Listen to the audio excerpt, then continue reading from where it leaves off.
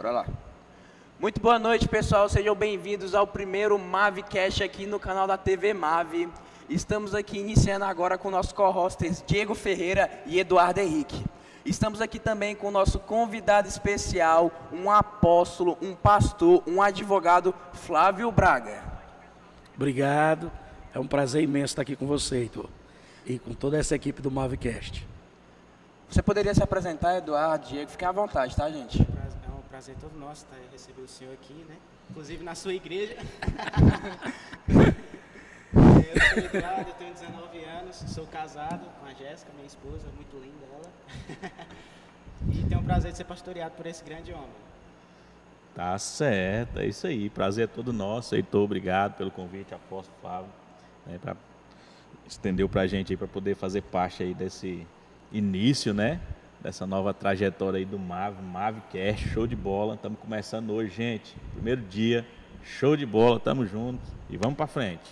E pessoal, também não se esqueçam de seguir a gente no Instagram, @mave.1212, e também se inscreve no canal, deixa o like, compartilha e ativa o sininho para você estar ligado em todas as nossas transmissões, cultos, redes jovens e muito mais. E dando início aqui agora com o nosso entrevistado Flávio Braga. Pastor, eu queria fazer uma pergunta para você. Você pode contar um pouco como é que é a sua história no meio do cristão, na política, a sua história estudantil? Se apresentar, fica à vontade, tá? Ok. Bem, eu sou o Flávio Braga, né?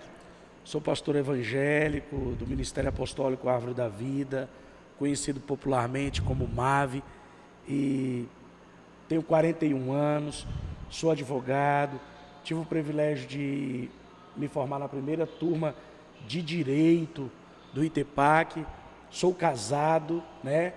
Tenho com a apóstola Lúcia Braga, já há 21 anos, tenho 3 filhos maravilhosos, o Jefter, o Heitor e a Radassa, e é um privilégio muito grande estar aqui com vocês e participar dessa nova iniciativa, dessa nova etapa que começa, o Mavcast, é uma primícia, né? Essa mesa aqui é uma mesa de primícias, nós estamos fazendo história, e eu tenho certeza que o que nós formos discutir hoje aqui vai ser de grande proveito para a nossa intelectualidade, para a nossa alma, para o nosso crescimento pessoal e interpessoal, ok? Acho que é basicamente isso. Acho que eu já me apresentei, tu está apresentado agora. Show de bola. Bom, então, já agora que o senhor se apresentou, eu gostaria de iniciar fazendo a primeira pergunta. Aqui, como o senhor falou, a gente vai trabalhar diversos temas, mas eu queria dar a pauta com um tópico principal cujo nome é ideologia. E eu queria que o senhor comentasse para mim o que o senhor acha da ideologia do capitalismo e também do socialismo, essas ideias. O que o senhor entende, o que o senhor acha e pode envolver na nossa cultura, economia e sociedade, conforme nós estamos vivendo atualmente no governo, né, com o segundo turno entre Bolsonaro e Lula. Fique à vontade. Ok. Cara, assim, as ideias... Primeiro, assim, ideologias, as pessoas precisam entender que ideologias vêm de ideias e o mundo é governado por ideias. Por exemplo, democracia é uma ideia propriamente dita, digamos, dos gregos, e os caras tiveram a ideia lá e hoje a maioria do mundo se converge para a democracia. Então os caras tiveram uma ideia, defenderam essa ideia filosoficamente e outras pessoas absorveram essas ideias e o mundo é regido por ideias. Até como cristão a gente pode dizer que a maior ideia de Deus é o Cristo. Cristo é a maior ideia de Deus. Então assim, sobre o capitalismo propriamente dito, capitalismo é uma palavra que dá origem aí no capital e vem mais escrito isso mais por Friedrich Engels e Karl Marx, que vai dar esse nome capitalismo, mas para outros é livre comércio, para outros é economia de mercado. E o que é o capitalismo, na minha visão? É uma oportunidade que a sociedade tem de prosperar. O capitalismo é sim a oportunidade de uma pessoa mais simples economicamente. Porque O que é o capitalismo num outro prisma aqui para mim? Ficar mais fácil para você entender. É a venda de talentos e de oportunidade. Eu tenho um dom e eu vendo esse dom, eu vendo esse talento. Eu fabrico essa caneta e cobro R$3 por ela, e você olha e fala, poxa, esse cara está ganhando R$2 com essa caneta, está ficando por 1.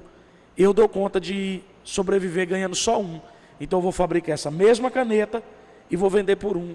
Então, você oferece o seu talento, o seu dom para a sociedade por R$2, enquanto eu estava oferecendo por 3. E daqui a pouco você começa, e o Eduardo, o Diego, vai dizer assim, eu prefiro comprar a caneta do Heitor e não a caneta do Flávio, porque eu estou economizando R$1 nela. Isso é capitalismo. Livre comércio. As pessoas dizem assim, aí o socialista vai dizer assim, mas os burgueses que são a favor do livre comércio. Não é bem verdade, porque imagina que o empresário, imagina que hoje eu sou o maior vendedor de caneta do Brasil. Eu quero outra empresa que venda caneta? Não, e eu sou capitalista, mas eu não quero. Mas numa economia de livre mercado, eu não posso impedir, eu não posso fazer monopólio. Então isso é importante. Essa é a visão que eu tenho. Por exemplo, as pessoas, para você ter uma ideia que o capitalismo é algo que gera prosperidade, hoje nós temos trabalhadores simples no Brasil que levam uma vida, Diego, melhor do que determinados reis no continente africano. Por quê? Porque o cara não tem um mercado livre lá de capital aberto para ele poder desenvolver e gerar sua prosperidade. Então ele é um rei, ele é uma autoridade maior do que um trabalhador, um servidor público de Araguaína. Sim, ele tem um status, mas ele não tem prosperidade, ele não tem uma água quente para ele banhar, ele não tem um ar-condicionado, ele não tem um celular, ele não tem um computador, ele não tem uma bicicleta, ele não é livre. E hoje aqui um trabalhador tem essa vida, aí você fala, por que esse cara tem? Por causa do capitalismo. Se não fosse o capitalismo, o cara não tinha, ele não ia desenvolver riqueza. Já a ideia de socialismo, o mundo, ele tem esses experimentos, né? Socialismo e capitalismo. Não é possível dizer que ninguém experimentou um capitalismo extremo. E ninguém pode dizer que viveu um socialismo também extremo. Mas tudo que a sociedade andou na direção do socialismo, a gente viu que é negativo. Se você olha, muitas mortes, muita pobreza, muita miséria, tudo que nós, como sociedade, avançamos na linha do socialismo, trouxe malefícios. Tudo que nós avançamos no aspecto do capitalismo, trouxe prosperidade. É perfeito? Não, tem defeito. Até porque é um princípio. Não tem como homens imperfeitos terem criações perfeitas. Então, esse é o princípio da falibilidade humana. O senhor, na sua visão, acha que a liberdade de expressão é importante para a sociedade? O que o senhor acha de regulamentar as mídias como o socialismo ele prega? Cara, olha, há quem defenda que a liberdade é maior do que a vida. Por quê? Porque tem muita gente que prefere morrer do que perder a liberdade. Muitas lutas históricas foi por causa da liberdade. Olha, regulação de mídia é papel de ditador. Regular mídia, regular jornais, regular imprensa. Mas tem fake news. Sempre existiu fake news, sempre tem alguém mentindo. A sociedade é que tem que ter capacidade de absorver e selecionar os conteúdos mais honestos possíveis. Mas assim, gerar esse boicote é uma tragédia para a democracia. Uma democracia sem liberdade de expressão não é democracia. Um país que faz a marcha da maconha, liberdade pela maconha, vai proibir alguém de se expressar e dizer o que pensa? Não pode. Então assim, é totalmente antagônico regular as mídias, regular meio de comunicação, a livre comunicação, o direito de livre expressão é fundamental para consolidar a democracia. Em apóstolo, o senhor acha que essa visão, conforme o senhor estava falando aí, até o Heitor comentou sobre essa questão de regulação, até mesmo de ditadura, uma forma ditatória para resolver as coisas. Não, vou fazer, é dessa forma que eu quero fazer. Isso puxa para um lado assim, meio que de extremista. O senhor acha que isso é uma ideologia extremista?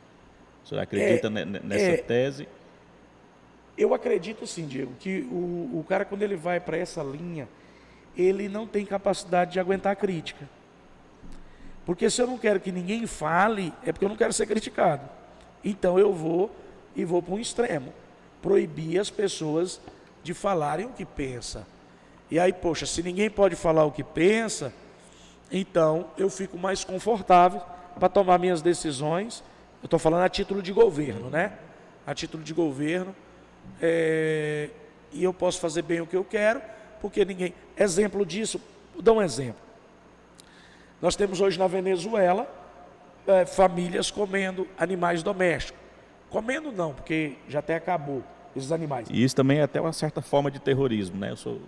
Também não deixa porque, de ser causar terror.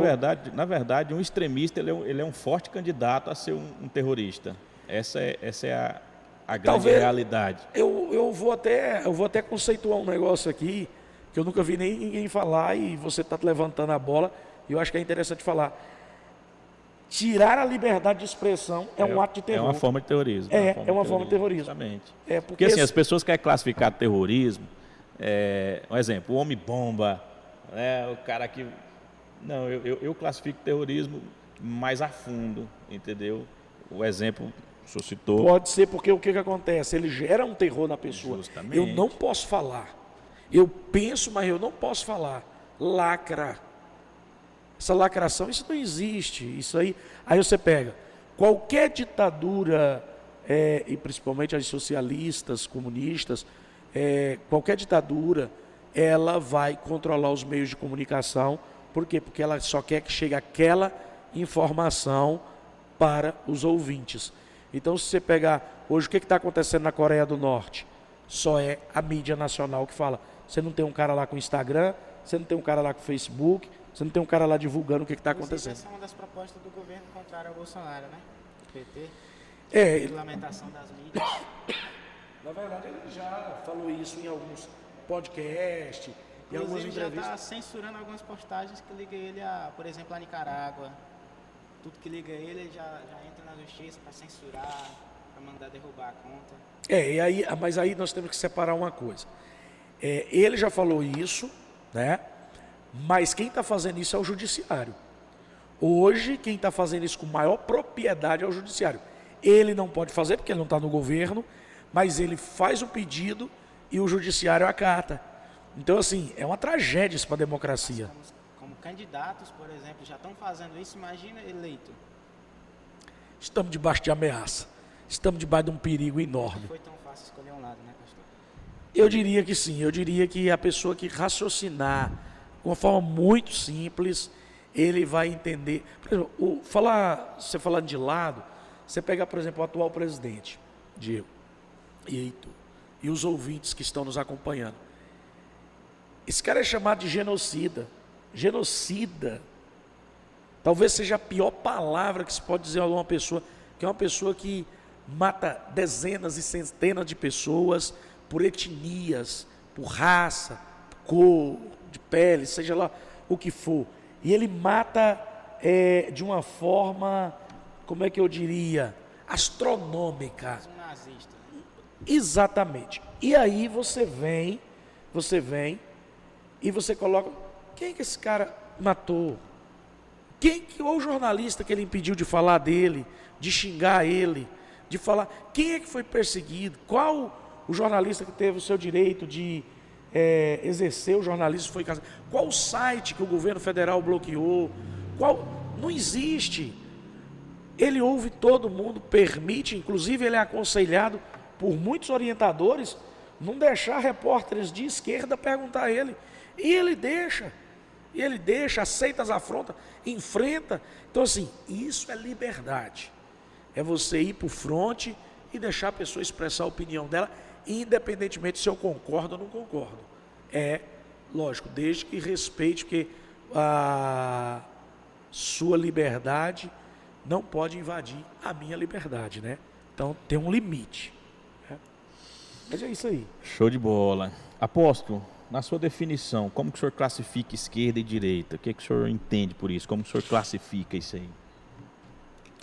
Mas hoje, se nós andarmos, nunca no Brasil, desde 2018, praticamente ninguém discutia direita, esquerda, e ninguém falava isso. Hoje nós temos esse discurso muito presente nas ruas, nos pontos de ônibus, nós temos isso dentro do Uber, dentro do táxi, nós temos isso em todos os lugares, as pessoas discutem sobre direita e esquerda. O conceito, na verdade, ele é muito mais profundo. E o que, na verdade, nós aprendemos lá no ensino médio, ou no sexto ano, quinto ano, sobre a Revolução Francesa, nós aprendemos que tinha ali os jacobinos e gerondinos, que estavam jacobinos à esquerda, gerondino à direita, e uns defendiam a classe trabalhadora e outros defendiam a burguesia. Cara, mas assim, e isso foi pregado para nós, e todos nós acreditamos nisso. E dizemos daí que nasceu o conceito de direita, ou a direita defende aqueles mais abastados. Cara, não tem nada a ver. Na verdade, parece que estava tudo do mesmo lado, né, no processo, né? Na verdade, estava todo mundo do mesmo lado, porque todo mundo tinha um ideal revolucionário. Todo mundo queria derrubar o rei da França. Porque entendia que o rei da França estava fazendo gastos, só que uma parte entendia que dava para preservar o Estado, dava para preservar mais coisas, conservar mais, e já tinha uma ala mais radical.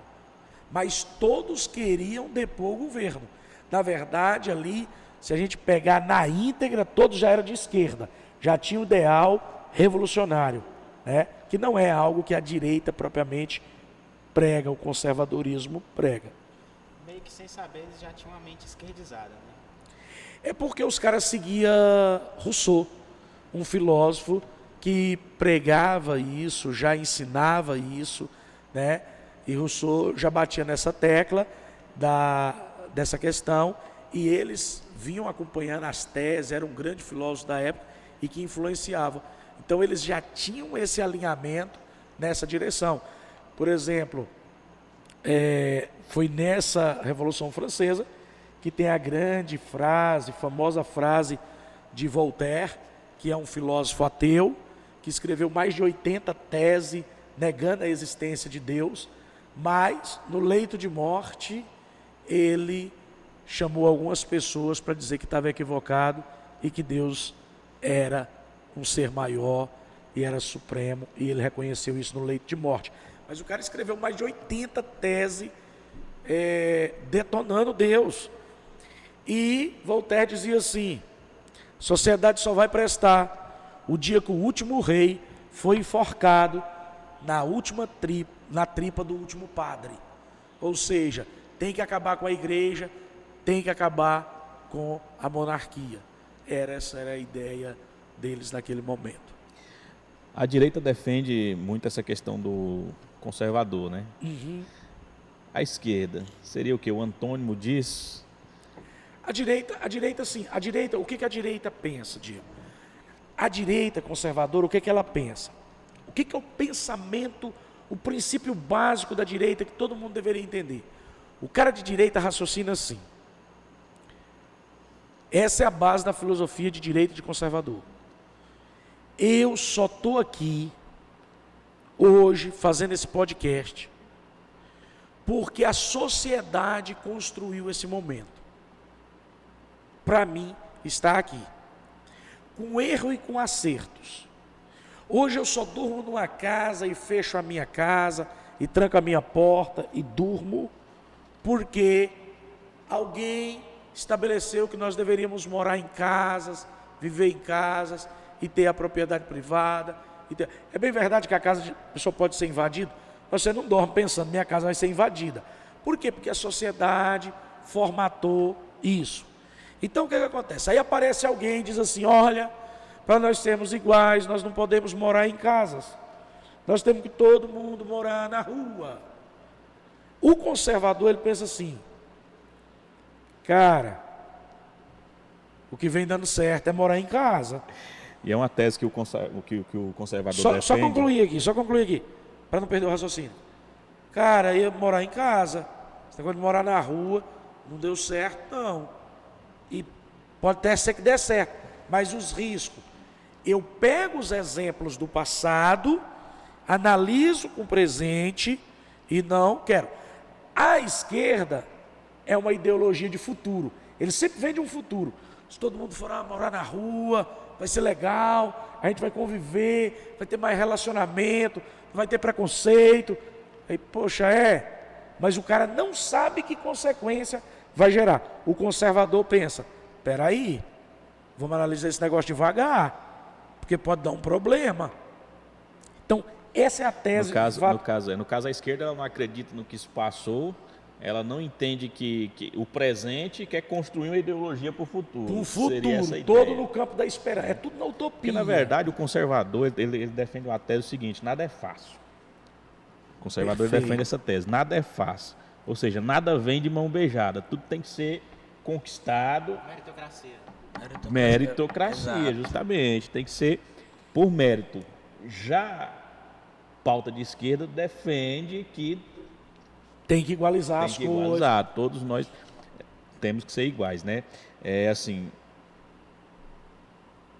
já mudando para essa tese, na visão do senhor, o que um conservador hoje ele pode trazer de melhorias dentro da política para facilitar a vida, principalmente do jovem e daquele cidadão que quer empreender, que hoje tem muito esse conceito de empreendedorismo, né? As pessoas querem sair daquela questão de carteira assinada e quer empreender, quer fazer alguma coisa, quer se sentir útil dentro da sociedade.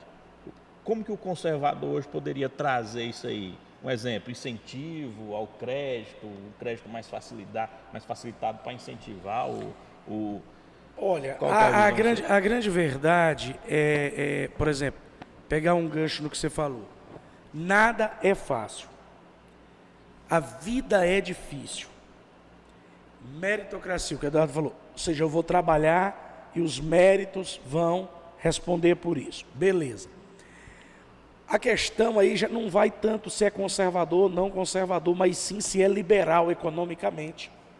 Se é viável. É uma questão de liberalismo econômico. Por quê?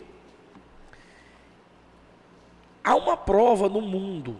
Há uma prova. Por exemplo, o socialismo entende que o Estado tem que ser grande. O Estado tem que ser grande. Ou seja, o Estado tem que arrecadar. O Estado é que cuida das pessoas. É o Estado que vai gerar isso. É o Estado que vai gerar aquilo. É o Estado que vai gerar educação. É o Estado.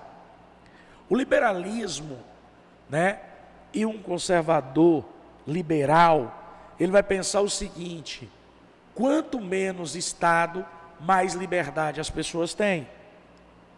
Então, por exemplo, o partido conservador inglês, ele surgiu com uma ideia simples. A Inglaterra criou um partido conservador. Para que o Partido Conservador foi criado? Um único objetivo: não deixar que as ideias socialistas avançassem no meio da sociedade e do empreendedor. Ou seja, evitar regular mercado. Ou seja, estão mudando coisa demais, mudando pautas demais. Então, peraí, o que um liberal conservador pensa? Uma sociedade liberal: nós vamos eleger um presidente e esse cara não vai fazer leis com o parlamento para cercar nós, para bitolar nós. Ele não vai fazer isso. Então, enquanto que a social-democracia, né, o social-democrata, ele pensa em quê? Ele pensa em criar o império das leis, que é o quê? Criar legislações, Burocracia. O cara para abrir uma empresa, tira um alvará ali, tira outro alvará lá, tira outra lá, tira outra. Nós vimos isso na pandemia, por exemplo. Fica em casa, fica em casa. Já o presidente era o quê? Deixa o cara trabalhar, deixa o cara ir para a rua, deixa o cara vender. Isso é ser liberal. Isso é ser liberal. Ah, mas o cara não está pagando imposto, mas está sustentando a casa dele, né? Você vê que a política do atual governo é baixar imposto. Só que não tinha um parlamento conservador e liberal para apoiar as pautas. Hoje o brasileiro paga quase 5 meses da vida dele, é tributo. Então, o Estado é sócio dele. Tudo que tu ganha, tu tem que pagar. Hoje o IPVA de um carro é quase o aluguel de um carro, né? Você paga um IPTU altíssimo. Isso cria uma limitação para o cidadão evoluir e prosperar. Você ia falando? Olha, Isaac Newton diz que o tempo é absoluto. Einstein fala que o tempo é relativo. E Karl Marx, ele diz que o tempo é feito pelo capitalista para se vender relógios. E muito bem se sabe que Paulo Guedes, atualmente o ministro da Economia, ele trabalha por uma economia liberal, a liberdade econômica. E ele fez uma crítica recentemente em que Karl Marx ele estava muito equivocado numa ideia utópica para o mercado. E ele também cita a referência que o presidente Bolsonaro fala no início da pandemia assim, olha, vocês e os parlamentares estão aí no ar-condicionado com a Netflix. Eu estou preocupado com o vendedor de água de coco e o vendedor de picolé. O que nós podemos fazer? E nisso criou o Auxílio Brasil. Na sua visão, o que ele fez, indo contra o Fique em Casa, o que os artistas que tinham condições de se sustentar sem ter que trabalhar, ficavam tranquilos. Na sua visão, o que foi o Auxílio Brasil? Ajudou esse povo? Realmente ele estava correto ou ele infringiu o que a OMS dizia sobre o lockdown? O lockdown, todo ser humano com um pouco de neurônio ativo, ele sabe que o lockdown não deu certo. Em todo lugar do planeta. Então não cabe mais essa discussão. Segundo, fique em casa, tudo bem quem pode ficar em casa. Por exemplo, recentemente, na entrevista durante o debate no primeiro turno, uma jornalista da Globo diz assim, você sabe que nós falamos, fique em casa, se puder. É mentira, não teve se puder. Era fique em casa, fique em casa. E aí, como que fica em casa? Tem cidadão que ele precisa sair de casa. O Brasil tem uma realidade de pessoas que saem de casa, Heitor, e ele trabalha o dia todo para ele passar no final do dia no mercado, comprar um pouco de arroz, um pouco de feijão, uns 4, 5 ovos, entendeu? Encostar numa farmácia, comprar não uma caixa de remédio, não uma cartela de remédio para o pai, para a mãe, ou para ele, ou para a esposa, por exemplo, de pressão alta, alguma coisa, não uma caixa, alguns comprimidos, ele paga, me dá 2 comprimidos aí, quanto que é?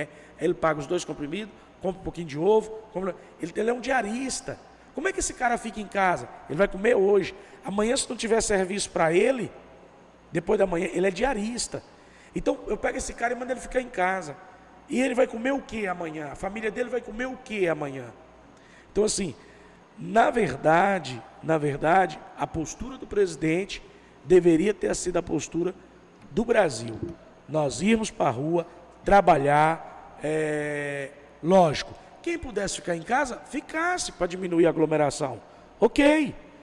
Usasse máscara, ok, tudo bem. Mas impedir as pessoas de trabalhar, lacrar a pessoa em casa, é só você olhar a filosofia que ela é contra a liberdade. É simples.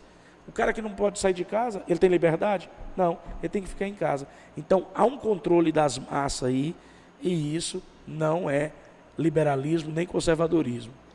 Apóstolo, tem um ditado que diz assim, nada é tão ruim que não possa melhorar e nada é tão bom que não possa piorar.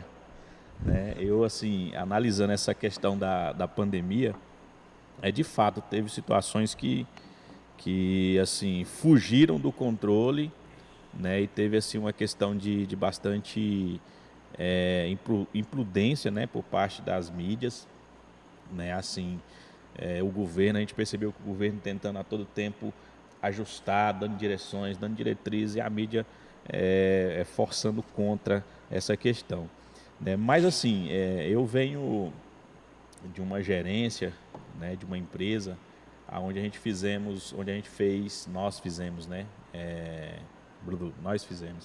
né, vários recrutamentos, seleções, recrutamentos de pessoas para trabalhar na empresa, no segmento de vendas. E a gente encontrou uma certa dificuldade pós-pandemia de achar profissional, né, para atuar conosco. E fizemos seleções com vários profissionais. E a gente, fazendo uma análise de tudo que estava acontecendo e buscando entender o porquê dessa dificuldade, a gente passou a compreender que a pandemia, de uma certa forma, ela entrou nesse primeiro ponto que eu falei aqui, desse ditado, né, que nada é tão ruim que não possa melhorar, né? As pessoas passaram a entender que se ela pegar uma mesinha, Eduardo, e colocar na porta da casa dela e vender pão com mortandela e suco de laranja, ele ganha dinheiro. O cara entendeu, depois que ele perdeu o emprego, que se ele botar um espetinho na porta de casa e vender feijão tropeiro com arroz branco, ele ganha dinheiro, entendeu? O cara entendeu que se ele botar um café da manhã, pão de queijo com pão com manteiga e café preto na porta de casa ou na esquina da sua rua que seja, ele ganha dinheiro. Ou seja, trouxe, de uma certa forma, uma visão empreendedora. A pessoa teve que se reinventar nesse processo da pandemia. Muita gente perdeu o emprego. Olha, inclusive, até eu fui uma das pessoas que eu fui afetado na pandemia, né? Fui bastante afetado na pandemia. Quem me acompanhou um pouco da minha vida sabe, né? Mas não vou entrar em detalhes. Mas, assim, a gente teve que aprender a se reinventar. E, de uma certa forma, eu acredito que isso foi muito positivo. E veio também essa questão do Auxílio Brasil, que eu acredito que ajudou demais as pessoas nesse processo também de se reinventar para a vida, né? No contexto do vida, no contexto geral. Cara, olha, você ia falando? Assim... Ele tá tímido. Porque, na verdade, eu já ia cortar ele falando assim, que na verdade essa política do Fica em Casa foi uma grande hipocrisia, né? Quem tinha que fechar eram as igrejas, mas as casas de festa estavam abertas, né? Prostíbulos. Isso. Bares, praia, né? Não, é piada, coberturas aí, festa, baladas, né? Você presta bem atenção. Voltando, essa palavra sua, você pega, vamos voltar aqui no capitalismo. Por exemplo, se você falar assim, salário mínimo, só para você ter uma ideia, salário mínimo hoje é R$ 1.200, aproximadamente. R$ 1.212, pronto. O salário mínimo é 1.212. O que o país está dizendo? Ninguém pode ganhar menos de R$ 1.212. Já diz, mínimo. Pronto. Beleza. Abre uma empresa ali, a empresa A. A empresa abriu. E ela quer contratar 10 funcionários. 10 funcionários. Ok. Isso quer dizer que ela tem que contratar 10 pessoas que elas produzam no mínimo R$ 1.212 para essa empresa. Porque se ele produzir só 800, ele está dando prejuízo para a empresa. Agora presta atenção. Vamos lá. Vamos com calma. Vamos imaginar. Imagine que esse cara está passando fome. Está necessitado. O último mês dele, ele ganhou R$300, R$400, R$500. Vamos dizer que ele vive de Auxílio Brasil, R$600. Bom, então beleza, R$600. Ele só vive de 600. Se tivesse uma empresa que contratasse ele por 900, 1.500, por 1.000, por 1.100, não era melhor do que ele ganhar só 600? Era. Nós estamos falando de R$600 aí, mas nós temos que falar também que tem mãe solteira 1.200, né? 1.200, tá. O Auxílio Brasil prosperou pessoas aí, né? Salvou pessoas de viver uma vida... E diferente do Bolsa Família, que se você começasse a trabalhar, você perdia, ele ainda é mantido. Então, exatamente. Se você tá trabalhando no Auxílio Brasil, e Bolsa Família ia num teto de 180, né? De 80 a 180. Hoje é 600. e no caso das mulheres que têm filhos, 1.200. Então, ou seja, é o Auxílio Brasil, não sei nem se o nome deveria ser Auxílio Brasil, talvez podia até mudar, né? Prospera Brasil, uma coisa mais ou menos assim. Salva a O pátria. cara, Pode até pegar esse valor e reinvestir, né? Comprar uma carne, vender um espetinho. exatamente. Aí você presta bem atenção. Os caras vão e faz uma amputação e não permite que aquela pessoa desenvolva uma atividade. Mas a pandemia fez isso, como você disse. Ela trouxe a pessoa de um comodismo para se reinventar. Tem gente também que estava ganhando só 1.200 na empresa. A empresa demitiu ele e agora ele está ganhando 3.000 vendendo espetinho, vendendo pastel. Ou seja, peraí, eu posso viver os benefícios do capitalismo não como apenas vendendo o meu talento daquela forma que aquela empresa tem, mas eu tenho outros talentos que me geram mais receita e eu vou pôr ele em prática e a minha família vai ser mais abençoada. E aí é uma questão de atitude, né? De agir. Nada é fácil, a vida é difícil, então tem que ir para cima. Basicamente isso. O discurso da esquerda é muito bonito, né, na teoria. E falando sobre o salário mínimo, é muito pouco o salário mínimo, mas como a pandemia também afetou muitas as grandes e pequenas empresas.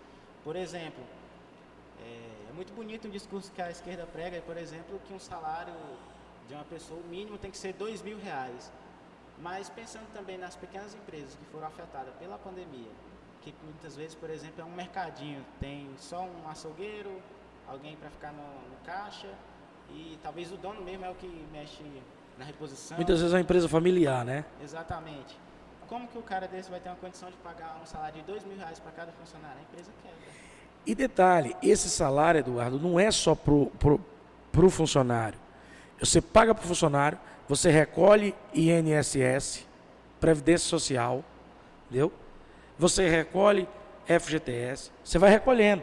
Então, os encargos, os tributos de ter o funcionário, ele é muito alto. Ser empresário no Brasil é um milagre. O cara que é empresário no Brasil e ele prospera, pode mandar ele para qualquer lugar do mundo, que ele vai prosperar. E se ele for empresário no Tocantins, pode tirar ele do mundo e mandar para outro planeta, que ele prospera também. Porque o Tocantins, a carga tributária ainda é maior do que os outros estados do Brasil. E tem muitas empresas que estão passando já por uma reformulação. Eu tenho falado isso para muita gente. Eu falo assim, olha, as empresas entenderam que não necessariamente ela precisa ter um funcionário CLT registrado, né? As empresas hoje estão migrando para o seguinte, olha, você quer trabalhar comigo, eu tenho oportunidade, mas você vai abrir o seu MEI, né? Você vai receber X valor, como se fosse um terceirizado, você vai receber X valor por isso, né? Que dicas de passagem, tem empresas aí que pagam ótimas comissões aí, né? Mas você que vai contribuir com o seu imposto, é você que vai arcar com a sua vida pessoal. Então, assim, acaba que tira essa responsabilidade também do empresário e joga essa responsabilidade também em cima da pessoa para que ela... Isso é o que a gente chama de autorresponsabilidade. Autorresponsabilidade. Entendeu? Então, assim, as empresas estão migrando para esse processo agora. Muitas empresas estão migrando para esse processo agora. E eu acredito que, num futuro não muito distante, isso vai ser uma realidade quase que unânime. Cara, é simples. Vamos lá. Vamos pegar aqui uma coisa simples. É só raciocinar por lógica. Você conhece algum trabalhador, já viu falar de algum trabalhador norte-americano CLT? Que quer sair dos Estados Unidos para vir trabalhar no Brasil, porque ele quer ter seguro-desemprego, ele quer ter previdência social. Não, eu vou para o Brasil, porque lá eu vou aposentar lá. Tem alguém que quer vir? Lá o cara não tem isso. Por que o cara não quer vir? E por que nós aqui que temos tudo isso, o cara quer ir embora daqui para lá? Então, se esse monte de garantias fosse de fato benefício, como vendem na propaganda que é benefício, se de fato fosse, tinha americano vindo para o Brasil e não brasileiro lutando, igual quantas vezes tem brasileiro que passa pelo México, né, que os chacais levam, pessoas que é levado por criminosos até, porque ele tem um sonho de entrar nos Estados Unidos para prosperar. E vai lá, tem CLT? Não tem CLT, mas tem livre mercado, tem oportunidades. Quer trabalhar, meu chapa? Aqui eu pago tanto. Se trabalha muito, ganha muito. Trabalha pouco, ganha pouco. Se a nossa tese tivesse correta, do modelo brasileiro que vem se arrastando, nós estava lotado aqui de americano. Não, é porque eu quero 13º. Não, porque eu quero seguro-desemprego. Não, porque eu quero um plano de seguridade social. Não. É nós que queremos ir para lá. Então isso quer dizer que o modelo de lá é melhor do que o modelo de cá. É simples o raciocínio, é por lógica. Então, esse é o caminho. O caminho é liberar a economia, o caminho é estimular, surgir novos empresários, surgir novas startups, surgir novos homens de negócio dos business e crescer, e crescer, e crescer. Esse é o papel, esse é o que deve ser estimulado. Mas o que acontece? Nós fomos tão esquerdizados com a figura do Estado, porque a esquerda propriamente dita, ela tem uma linha ateísta, mas ela tem uma deidade, ela tem uma divindade. Quem é a divindade dela? O Estado.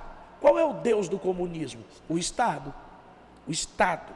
Então, peraí, aí você vai ver, estuda meu filho e passa num concurso. Estuda meu filho e passa num concurso. Estuda meu filho e arruma um emprego. De onde vem essa ideia de trabalhar no Estado? Que trabalhar no Estado é bom, que o Estado dá garantias. De onde vem ela? De uma filosofia esquerdizada. Entendeu? Gera uma estabilidade. O cara, tem essa quantos consciência. pais dizem, meu filho, eu quero que você estude, eu quero que você se forme para você ser um grande empresário, você vai ser um gerador de riqueza. Não, meu filho, passa no concurso, só trabalha até sexta, descansa sábado, domingo, feriado, férias, 13º. É ruim? Não é ruim, é bom. É bom, mas por que nós não temos essa mentalidade, pai rico, pai pobre, de prosperidade, de pôr os filhos para sonhar com alguma... limitado, né? Não, mas a nossa educação financeira, nós fomos doutrinados para pensar que trabalhar para o Estado é melhor. Você pode ir em todos os municípios pequenos, maioria, e até nos grandes também, você vai ver o tanto de pessoas que são contratadas pela prefeitura, pelo governo do Estado. As pessoas querem. Aí, se não, é que ele vai para uma empresa. Porque lá na empresa... Eu defendo a tese o seguinte, que eu acredito que o ensino médio tem que adotar uma matéria voltada justamente para essa questão, o ensino de empreendedorismo ou eu já financeiro. penso um pouco diferente de você. Eu acho que isso tem que começar de criança. É nas primeiras séries. Mas como é que o cara vai ser empreendedor? Ele não sabe nem a tabuada? Como é que ele vai dar troco? Como é que ele vai vender? Como é que ele vai... Educação financeira. Ele precisa de educação financeira, ele precisa saber o que é poupar, o que é investir, o que é gastar. Mas não, as nossas escolas estão preocupadas em ensinar isso? Ideologia de gênero. Ideologia de gênero. Nós queremos ensinar o quê? Não, você não nasceu menino. Você nasceu o que você quiser ser. Por favor. Não é todos, é todes. Por favor. A gramática nossa, o cara não está dominando. Aí agora você vai inventar uma linguagem neutra. Isso é um absurdo. E a esquerda, ela prega essa força no Estado, né? E assim, eu particularmente acompanhando e sendo um estudante, eu estou vendo essa nova evolução nos ensino médios com a disciplina de projeto de vida ou mundo do trabalho, que pauta um pouco desse empreendedorismo. E até nas escolas fundamentais estão entrando essa pauta também na matéria de empreendedorismo. Entretanto, ainda não chegou no Estado e são em escolas que estimulam a trabalhar, escolas que estimulam o capitalismo, como por exemplo o sistema FIES, que a esquerda é contrária disso. Então, essa liberdade econômica, até que a direita prega isso de ensinar os caminhos que a pessoa pode ter para adquirir uma forma de ter uma renda, né? Uma riqueza, sem depender do Estado. Exato. Isso aí é a reforma do ensino médio, que ocorreu, acho que em 2017, 2016, 2017, já no governo Temer, né? E foi implementado em algumas escolas. E assim, a esquerda prega que, tipo assim, restaurantes, bares tem que respeitar, tem que falar todes, menine, mas professor falando ideologia de gênero. Mas se você for num restaurante, vem cá, a pessoa que é cega, ela tem libras para ela? Se a pessoa ela for surda, tem uma pessoa que vai acompanhar ela? Essa inclusão social realmente existe ou é só falácia? Porque se uma pessoa é cadeirante, vai ter uma entrada para ela de forma acessível? Muitos dos lugares públicos não tem isso, mas você tem que ir lá e falar: olá, bem-vinde. Então, a inclusão social que a esquerda prega é realmente existente? O cadeirante ele tem acessibilidade nos restaurantes, nos nos lugares, no comércio? Ou é só um discurso, na sua opinião? É só uma narrativa. É só uma narrativa, é só um discurso. Porque se tivesse mesmo querendo incluir, se a gente tivesse preocupado mesmo com inclusão social, por exemplo, nós vimos agora, há poucos dias, o ex-presidiário dizendo o seguinte, diz o seguinte, olha o que ele diz, que o Nordeste falta doutores, falta pessoas formadas, o Nordeste falta universidade, o Nordeste falta isso, o Nordeste falta aquilo, o Nordeste falta desenvolvimento. Aí tem que perguntar para ele, há quantos anos o PT e a esquerda governam o Nordeste? Há décadas. Então, se falta, é porque faltou política séria, de desenvolvimento, séria. Por exemplo, as pessoas desenvolvem narrativas, por exemplo, nós temos que incluir, mas está preocupado em incluir o cadeirante, de fato? Está preocupado em incluir o surdo, o mudo, o cego, de fato? Não está preocupado. Então nós estamos preocupados com situações, e isso envolve, isso é todo um pensamento da escola de Frankfurt, a escola de Hockenheim, é o gramscismo, é a escola de Antônio Gramsci. Os caras milionários criaram um instituto e disseram o seguinte: rapaz, nós temos que começar a ensinar uma revolução, mas não uma revolução do proletariado, nem uma revolução armada, mas uma revolução cultural. É daí que surge feminismo, é daí que surge essa coisa toda, né? Porque o que é o feminismo? Mudando aqui assim uma pauta, assim, saltando um pouco dentro do que tu falou, que é só narrativa. É para a mulher ter direitos iguais? Não, é para dizer que o homem é opressor. É só para dizer que o homem é opressor. Não é para ter direitos iguais. Não é para ter... Mesmo fala que não se nasce mulher, né? Se torna mulher, porque é uma coisa cultural, eles defendem isso. Narrativa de novo, por exemplo, você pega o cara e diz assim, mudança de sexo. Aonde ocorreu a mudança de sexo? Me prove que existe uma mudança de sexo. Me prove. Qual o caso? Tem fulano, tem Beltrano. Não tem. O cara não mudou o sexo. Respeite a ciência. Então, para respeitar a ciência, é uma narrativa. Então, vamos respeitar a ciência. A ciência diz que um ser humano nasce com 23 pares de cromossomos. 22 é autossômico. O 23º é o cromossomo sexual. Então, o ser humano ali, ou ele nasce com um cromossomo XX, porque são 46 cromossomos, no par 23º, os 22 são autossômicos, e o par 23, ou é XX, que é uma menina, ou é XY, que é um menino. Isso é a biologia, é a ciência que diz. Então vamos respeitar a ciência? Vamos. Tem alguém que já mudou o cromossomo de alguém? Não, nunca mudou. Já alteraram o cromossomo, o 23º par de cromossomos? Não, nunca mudou. Então o que existe é uma cirurgia de estética naquela menina para ela ficar parecida com um homem. Mas ela é uma menina. Mas ela se sente. Então eu me sinto com 70 e quero aposentar. Eu sou um helicóptero. Eu me sinto com 70 anos e quero ser aposentado. Agora, porque eu me sinto com 70 anos, tem que respeitar isso. Não, eu me sinto um bebê, então eu tenho que ser carregado no colo. Eu tenho que ser carregado no colo, porque eu me sinto um bebê. E tem o estatuto da criança e do adolescente, e a criança precisa saber. Não tem lógica. Eu me sinto presidente, Bolsonaro. Sai daí que eu quero sentar na cadeira. E hoje quem vai despachar é eu, porque eu me sinto presidente. É um direito meu. Ora, A mesma narrativa você vai ver para N coisas. A criança pode escolher fazer uma cirurgia dessa. E o Estado tem que pagar, mas um jovem de 16 anos não pode responder criminalmente. Quer dizer que uma criança pode escolher fazer uma cirurgia, que para entender, mas um jovem de 16 anos não pode responder pela sua Pode roubar um celular para beber uma cervejinha. E justamente isso era uma pergunta que estava aqui na minha pauta, justamente para falar sobre essa questão, né? A gente vê que tem se falado muito sobre essa questão da redução da maioridade penal, né? Qual que é a visão do senhor nessa questão?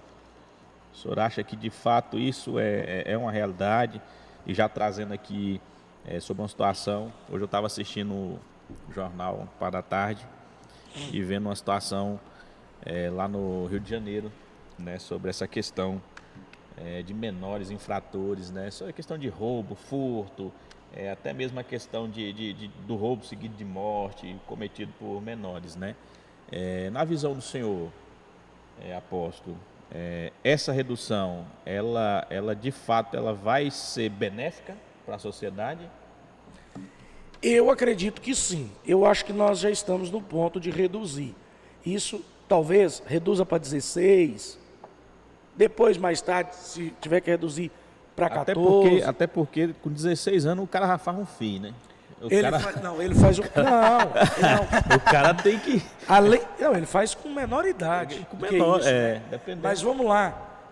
Tem uma sexualidade precoce sendo pregada aí também. Mas vamos lá. Tem países que são 16, 14. Agora vamos lá. O cara com 16 anos, ele vota para escolher o governador. Justamente. Ele escolhe o deputado dele, ele escolhe o vereador dele, ele escolhe o prefeito dele, ele escolhe o presidente da república. Mas ele não pode ter a carteira assinada para trabalhar. Mas ele pode escolher quem vai governar ele.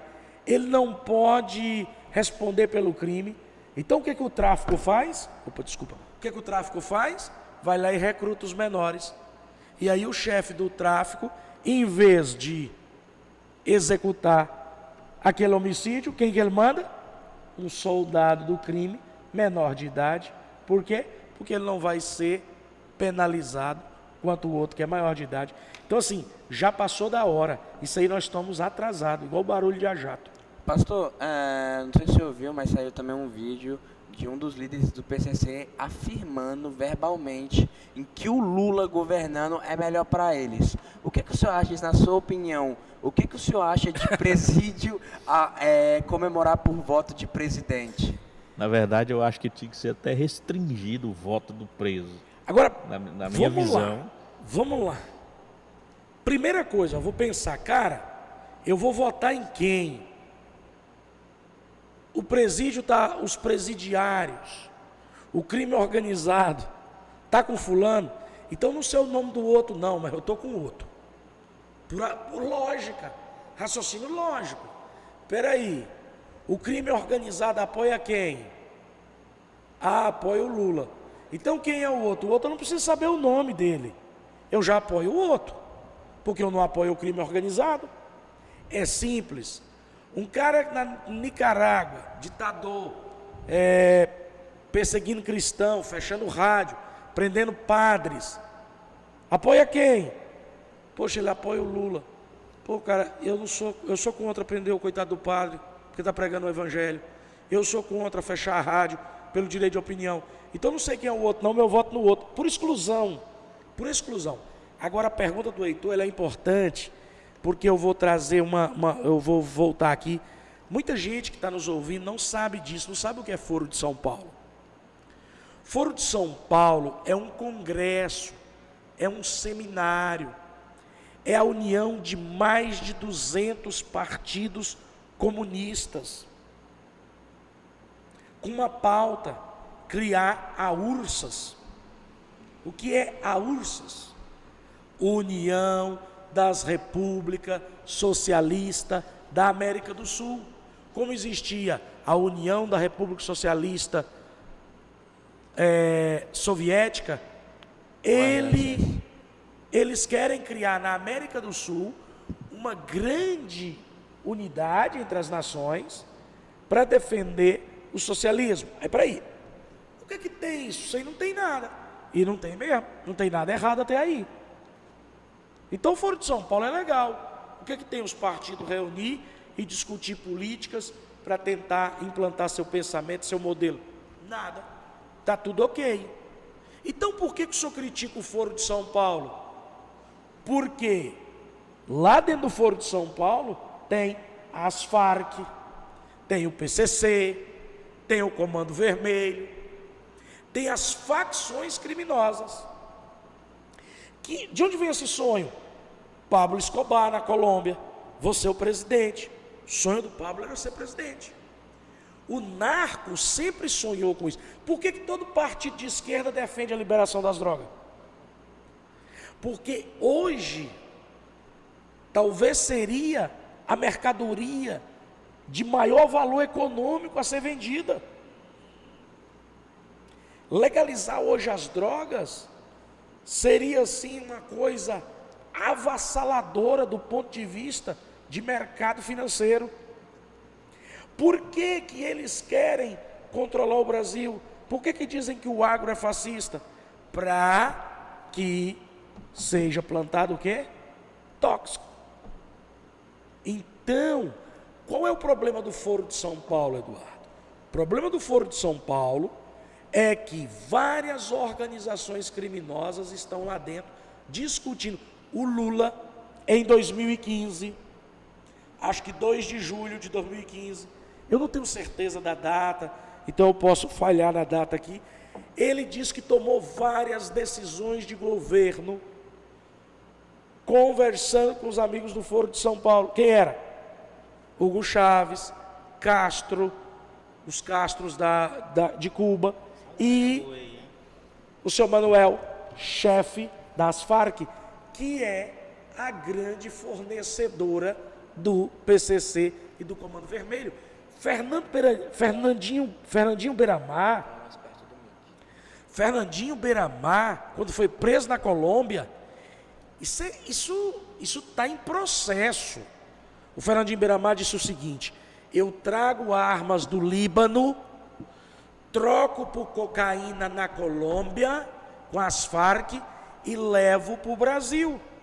Aí o cara das Farc, Forças Armadas Revolucionárias da Colômbia, inclusive tem até político no Tocantins que tem parente ligado a esses movimentos. Mas aí você pega e o cara confessa que as Farc é que fornecia 200 toneladas de cocaína para fornecer para o Brasil. O Lula é amigo desses caras. É crime. Por quê? Porque você tem um partido que é legal e você tem aqui a facção criminosa que é ilegal.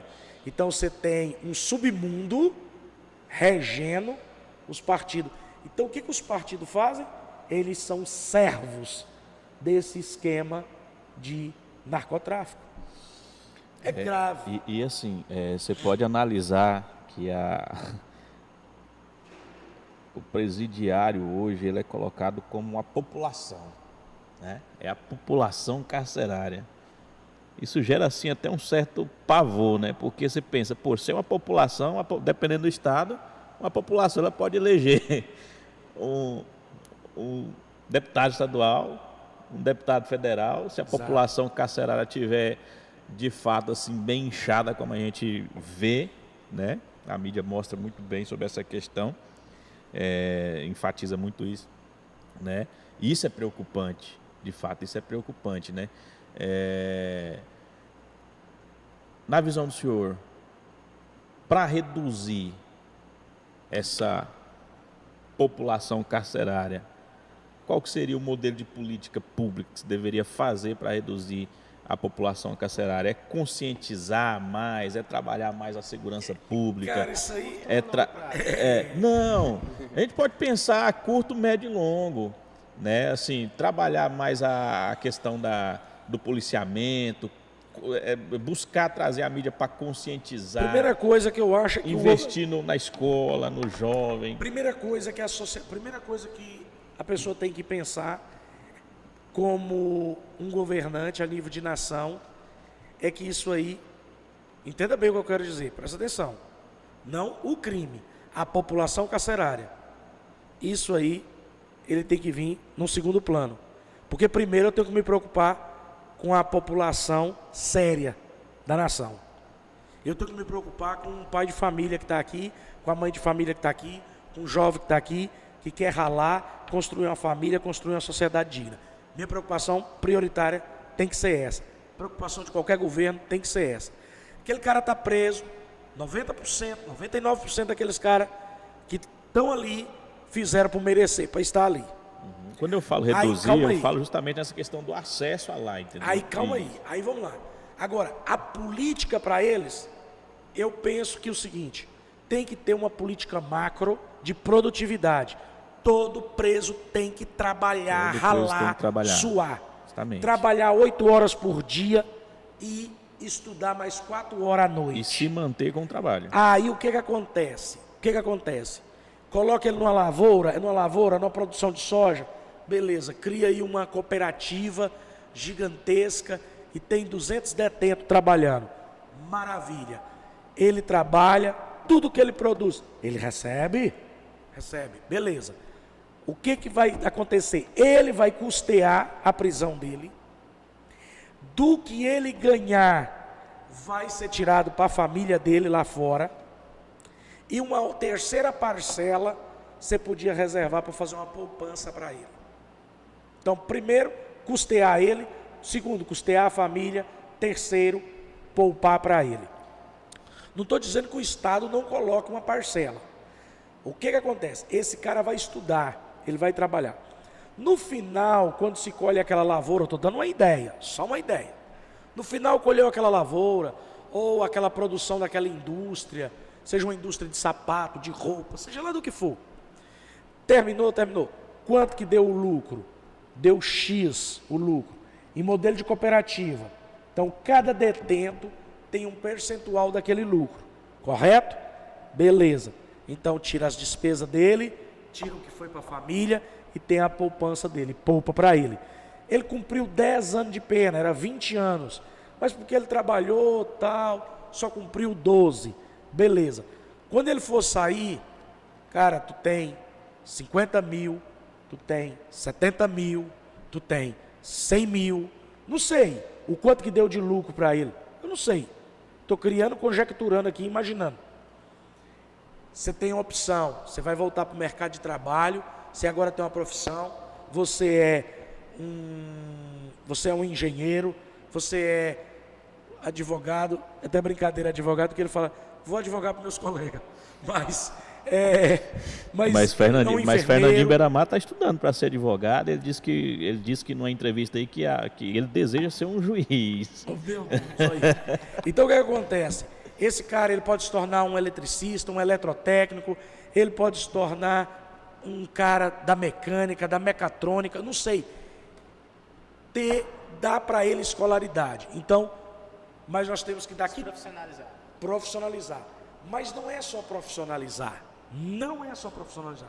Nós temos que trabalhar a reconstrução desse cara como ser humano, como personalidade. Nós temos que inculcar nele uma personalidade positiva, uma personalidade do bem, uma personalidade que vem para dentro da sociedade e realmente ele seja incluído novamente na sociedade. Aí essa população carcerária, nós vamos conduzir ela de volta.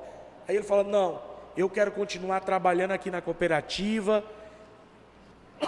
ajudar meus colegas detentos, eu quero continuar sendo uma mão de obra aqui com eles e ajudando a recuperar outros. Então coloca ele num outro patamar de trabalho. Ele já vai ser uma força auxiliar. E essa cooperativa ela pode funcionar tanto internamente quanto externamente também, né? Após a saída também, ó, você tem uma continuidade externa lá, se você assim preferir. Ele, por exemplo, ele sai, mas agora ele quer continuar no projeto. Sobre essa população carcerária, eu tenho uma pergunta um pouco polêmica para fazer sobre o senhor. Ok. Talvez se você se sinta um pouco desavontade para responder, o senhor responde da melhor forma.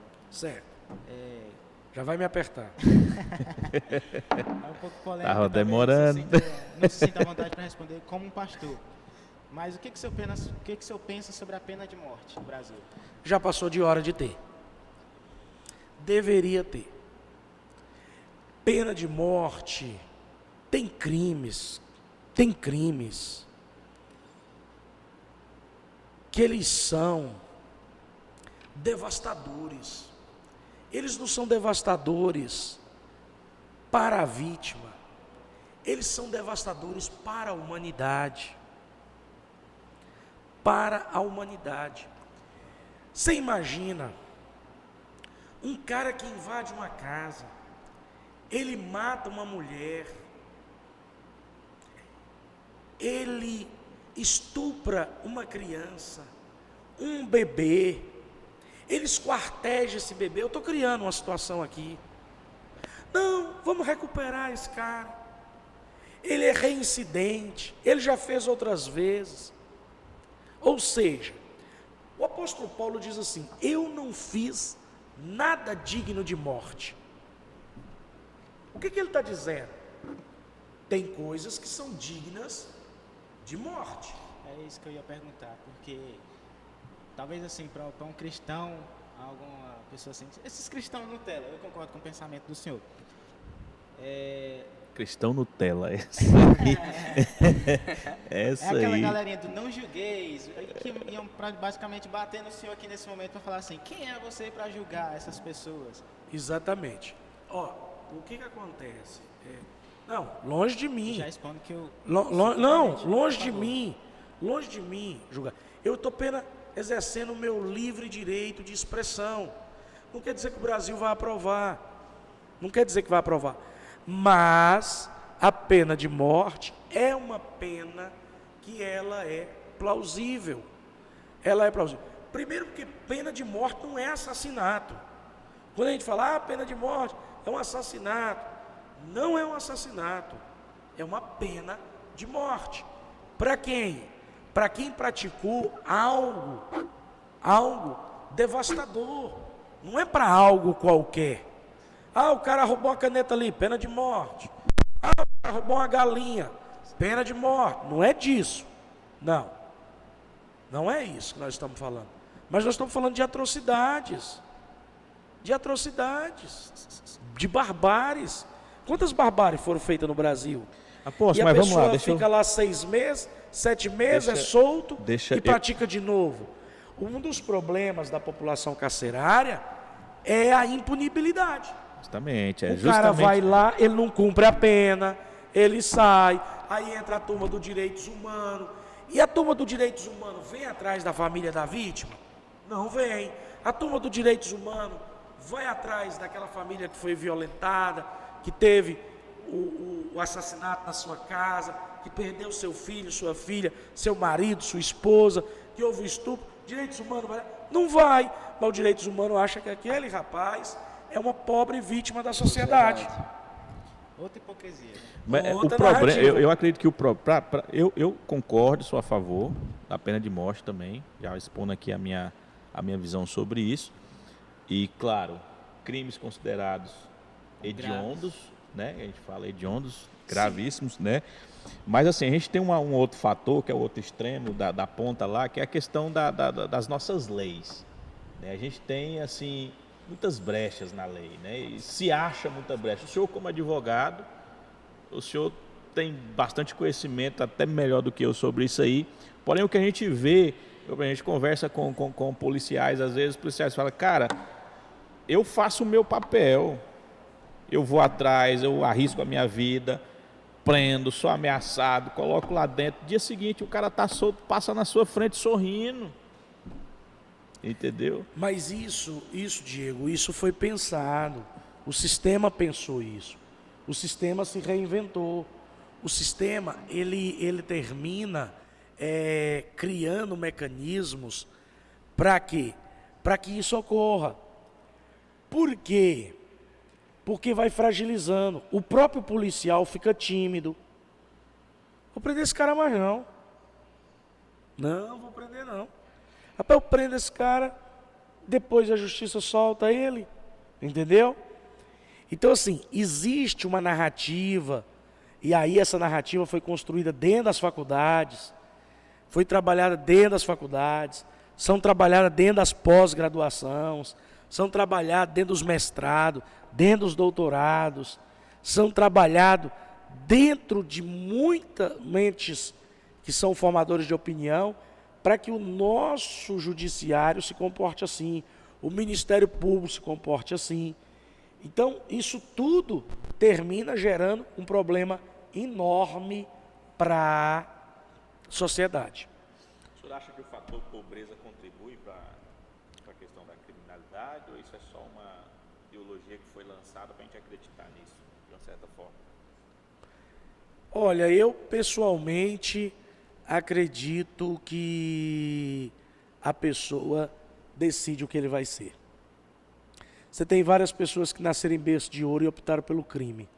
Você tem várias pessoas que nasceram, digamos, em lugares difíceis, em favelas, em interiores, em zonas rurais, no agreste nordestino, e escolheu fazer do seu suor o seu sustento. Sobre a criminalidade, o que o senhor pensa sobre o armamento do cidadão de bem?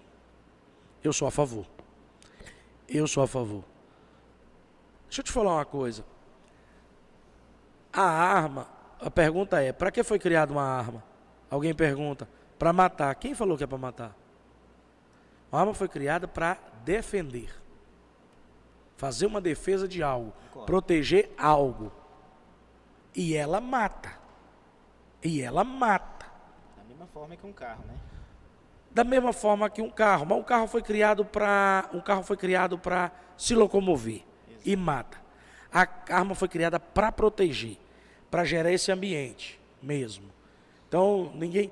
Por exemplo, há poucos dias nós vimos uma pessoa deu uma capacetada no nariz de um militar que fazia a segurança do deputado eleito de Minas Gerais, Nicolas Ferreira.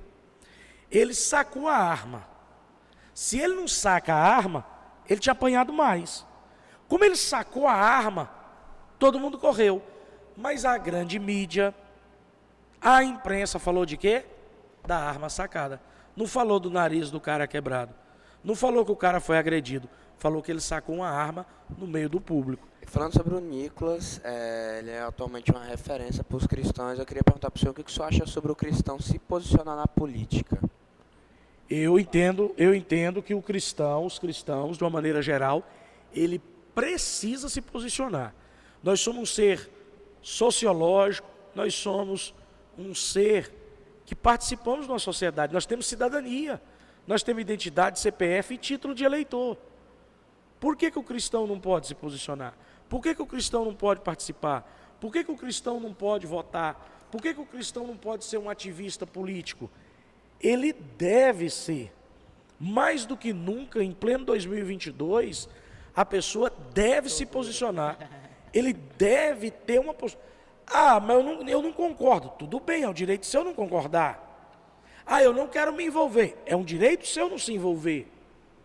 Ah, mas eu acho que isso não é para cristão. É um direito seu pensar assim também. Não tem problema. Mas como nós estamos discutindo a minha opinião, perguntar a minha, o cristão ele deve sim se envolver, até porque é através da política que se vê as transformações. A política é o meio apesar que eu não acredito num Estado grande, eu acredito num Estado pequeno, num Estado liberal, mas o que a política deve fazer? Facilitar a vida da sociedade. Facilitar a vida... Né? E quem não concorda com o cristão se posicionar, aí o cristão depois fica, não vamos posicionar não, porque isso aí não é coisa de crente. Aí depois não pode reclamar da censura, da falta de poder pregar Jesus. Cara, e aí, quem não luta hoje para não censurar isso, não pode reclamar amanhã, porque acontece isso muito nas ditaduras lá na Arábia Saudita e por aí vai. Eu vi uma frase esses dias, fale de política hoje para poder pregar o evangelho amanhã. Eu achei interessante isso.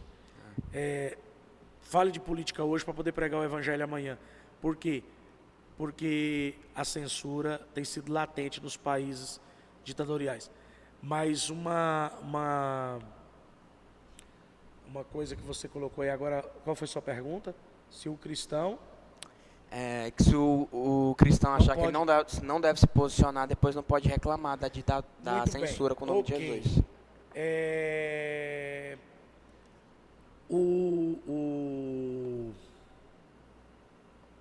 Gente, foi embora. Nós fizemos muita crítica ao Burger King. Criticamos ele por causa daquela propaganda de ideologia de gênero. Não sei se vocês lembram, assistiram isso. Beleza. E eu acho que a crítica foi pouca. Que é uma vergonha aquilo que eles fizeram. Mas a gente tem que dar a César o que é de César. E dizer agora que o Burger King fez uma baita propaganda. Muito boa. Não sei se vocês viram. Mas diz o seguinte. Ele pega para você. Vota em branco, nulo ou tem um candidato. Aí o cara tem uma urna para o cara votar. Ele quer que você faça, você vai ganhar, você vai receber um sanduíche. Aí o cara vota branco e vota nulo. Os caras vão votando. Viu, né? E aí eles fazem o sanduíche só com cebola e alface, entrega pro cara. E o cara todo empolgado, abre para comer. Cara, é meu voto nulo. E o cara cai a ficha na hora que abre o sanduíche. Foram outras pessoas que escolheram os ingredientes por eles. Exatamente. Não dá pra reclamar Então, depois. quando eu vou para abstenção, eu não voto, eu não quero me envolver. E aí, a filosofia grega já ensinava isso, dizendo o seguinte: não tem problema você não gostar de política. Você só vai ser governado pelos que gostam. Então, tem dois tipos de gente: o que gosta e o que não gosta. Os que gostam governam os que não gostam.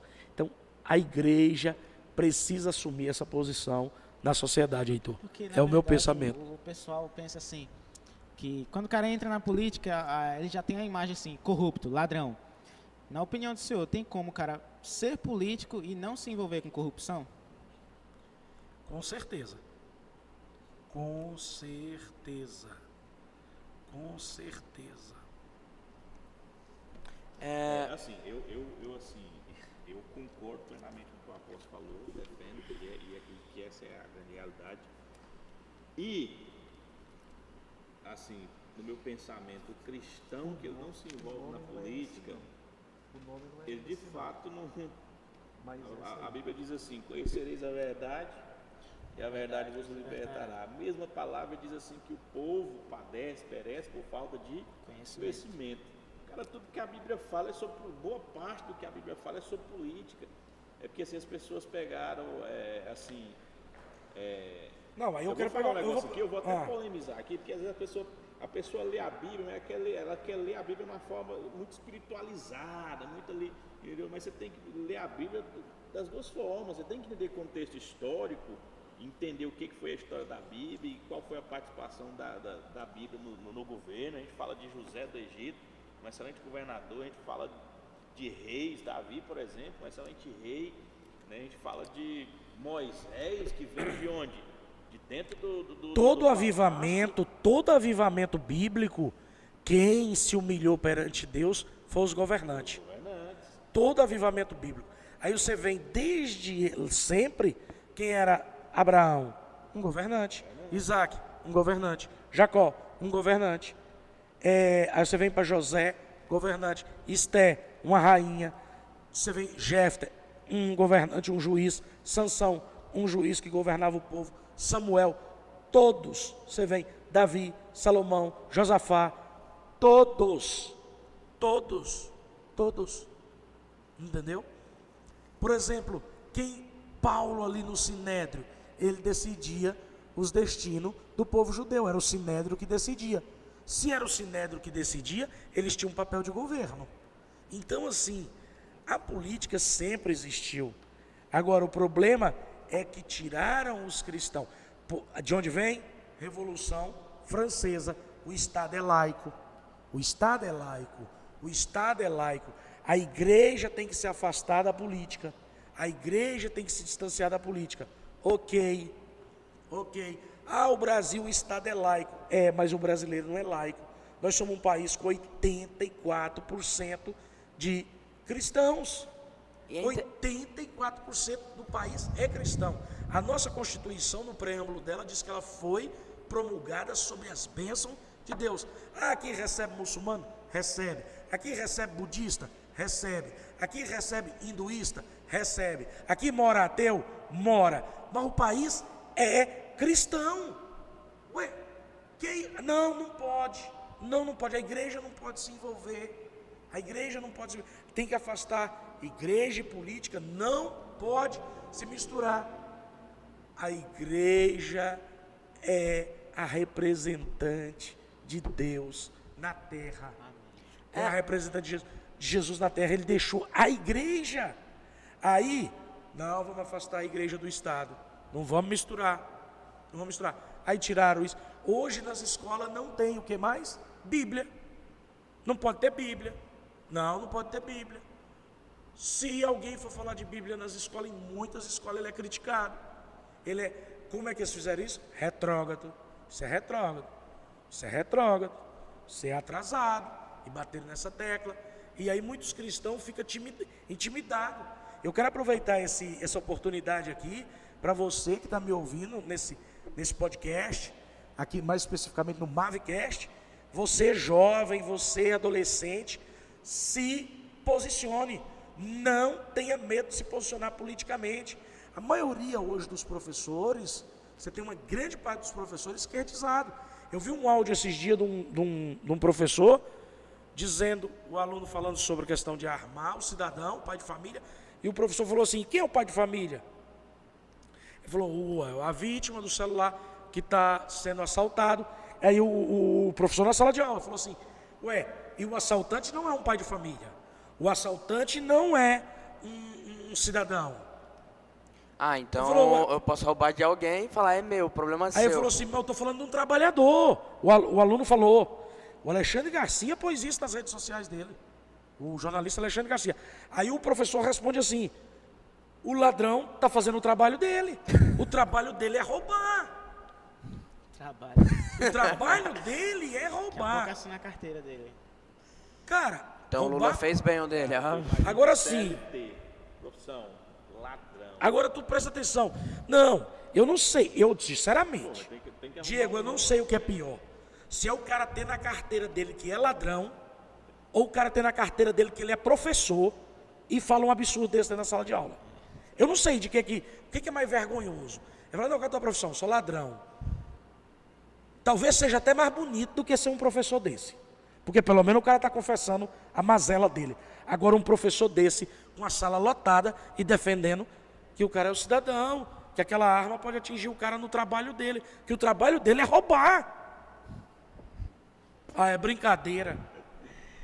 Eita, coisa boa. O bate-papo tá bom. Conclusão, como é que tá aí? Você tem mais alguma pergunta? Rapaz, eu tenho mais dois tópicos. Mais coisa rápida. Eu queria também, pastor, que o senhor falasse sobre o quesito do aborto. Tirar a exceção de uma vida, o senhor acha que é correto? Como nós devemos nos apresentar perante a sociedade isso? Porque a esquerda prega que aborto não é religião, aborto não é vida, aborto é questão de saúde. Tirar a vida de alguém é saúde? O que é isso na sua visão? Homicídio. Para mim, aborto é homicídio, aborto é assassinato. Olha só, vamos pensar como é que os raciocínios são antagônicos. O mesmo cara que é contra a pena de morte é a favor de matar uma criança. Indefesa. Indefesa. Uma criança indefesa.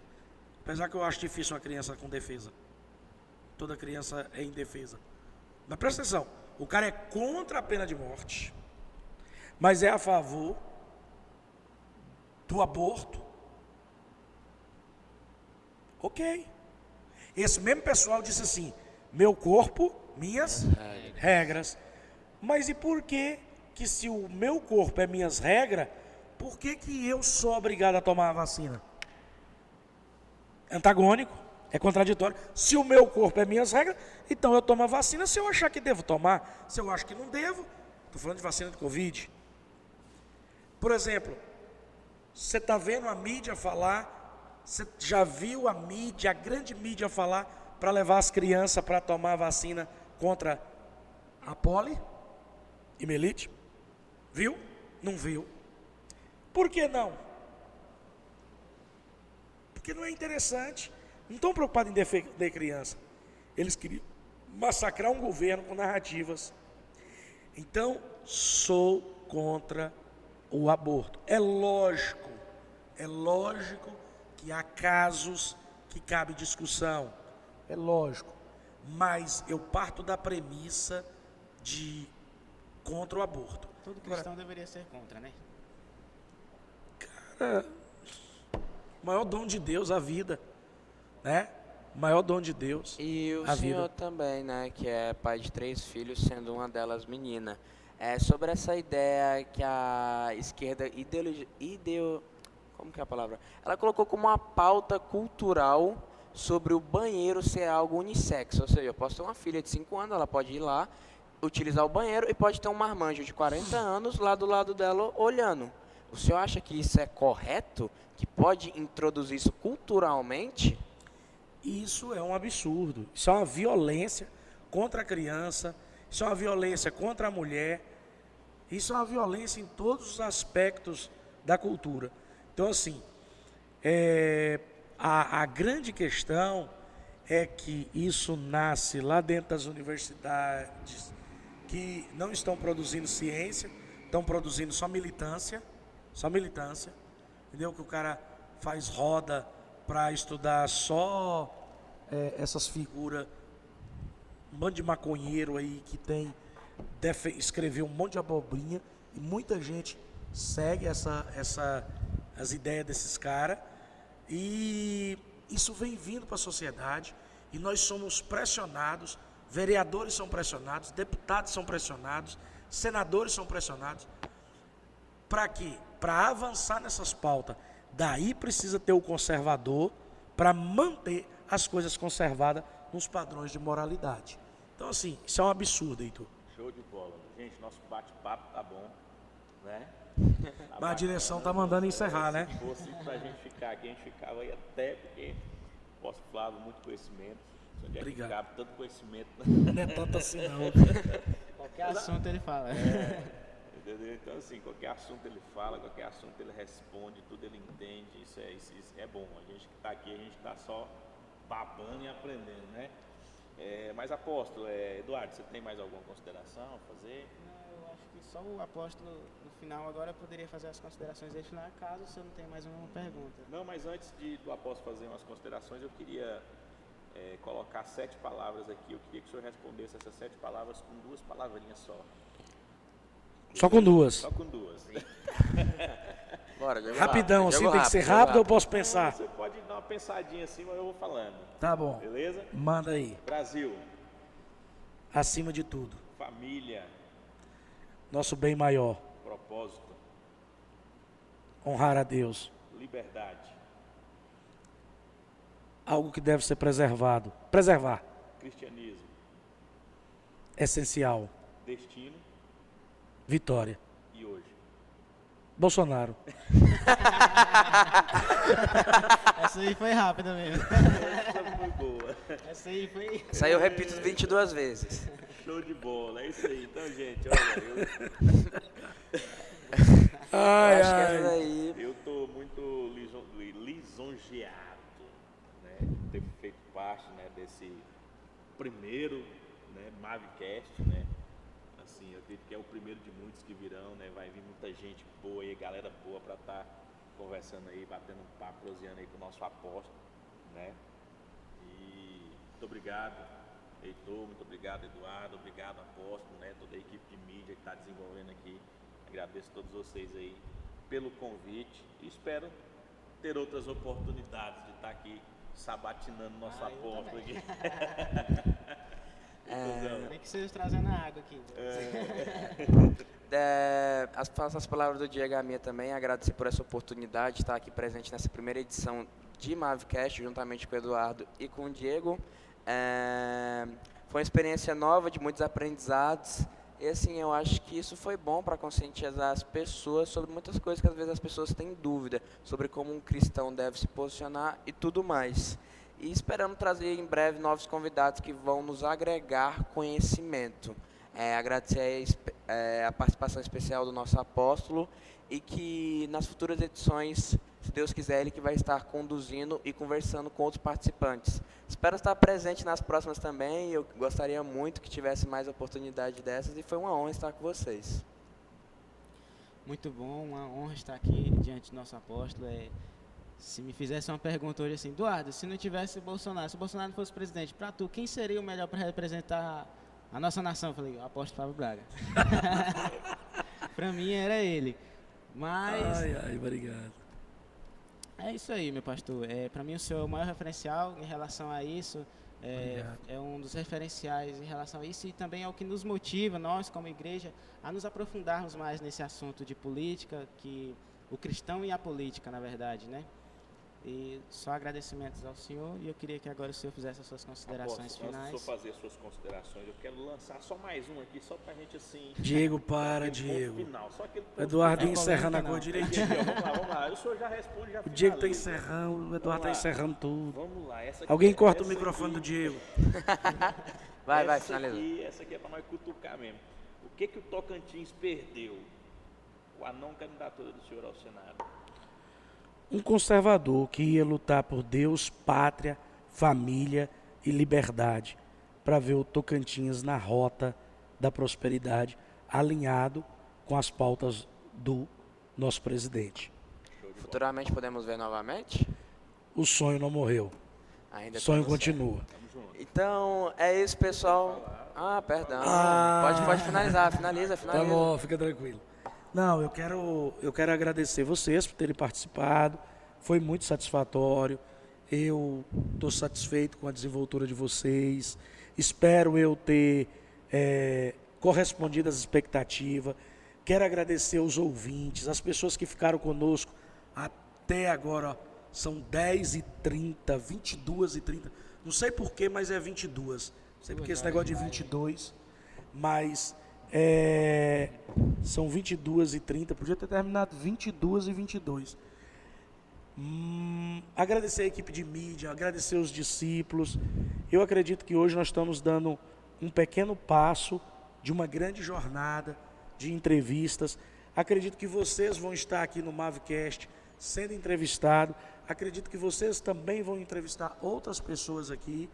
Eu vou estar fazendo isso, mas isso não quer dizer que vocês não vão poder estar aqui também, tanto me auxiliando ou até substituindo e entrevistando outras pessoas. Nós temos muito a fazer para o reino de Deus e colaborar com Araguaína, com Tocantins e com o Brasil. Beijo no coração de todos. Parabéns à equipe de mídia, ao Antônio, pela dedicação e toda a sua equipe nessa transmissão. Foi top. Então, é isso, pessoal. Muito obrigado por quem nos acompanhou até agora. Esperamos vocês no próximo Mavcast e comenta lá nas nossas redes sociais quem você quer que venha aqui, que nós vamos atrás, tá? Muito obrigado pela sua participação e até o próximo Mavcast. Fui!